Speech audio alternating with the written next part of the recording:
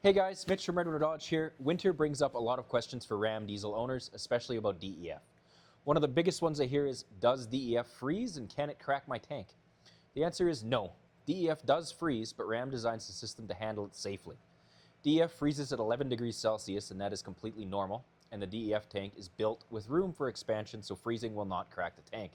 Frozen DEF also does not damage sensors or injectors. The truck will not inject DEF until it is fully thawed and at the proper temperature. To prevent issues, Ram uses an automatic heated DEF system, including a heated tank and heated lines. Once the engine is running, the system warms itself without you needing to do anything. If your DEF warning light comes on in winter, don't panic. First, check the DEF tank level, then give the truck time to warm up. If the light stays on, it's usually a sensor or heater issue and should be checked. If you're having issues, don't hesitate to give us a call at 780-942-3629.